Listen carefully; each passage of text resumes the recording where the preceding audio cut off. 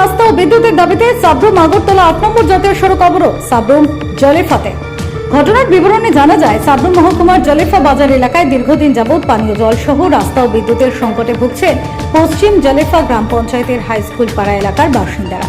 এই বিষয়গুলি নিয়ে পঞ্চায়েতের প্রধান সহ পঞ্চায়েত সমিতির চেয়ারপারসনের নিকট বারবার জানিয়েও কোনো প্রতিকার না পেয়ে আজ এলাকার বাসিন্দারা সাব্রুম আগরতলা 8 নম্বর জাতীয় সড়ক অবরোধে বসেন।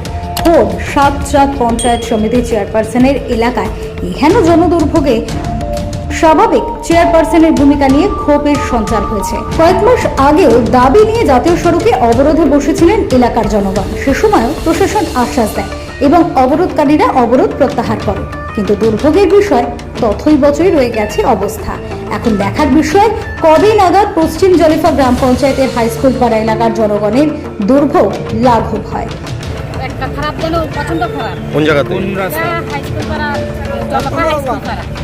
রাস্তার কি সমস্যা হয়েছে? খারাপ কিটা খারাপ হয়েছে? ইয়ার রাস্তা একদম লেফট সাইড টুটি গেছে, তো কোনো ডেলিভারি রুগী আনো জানা, কোনো একটা গাড়ি যাইতে বললে জানা আমরা দিকে শুধু রাস্তার দেয়। আপনি রাস্তাটা বুঝাই দেখেন, রাস্তাটা এত খারাপ, আপনি নিজেও চাইলে একবার চাইলে আরেকবার যেতে পারেন। কতদিন ধরে এই অবস্থা?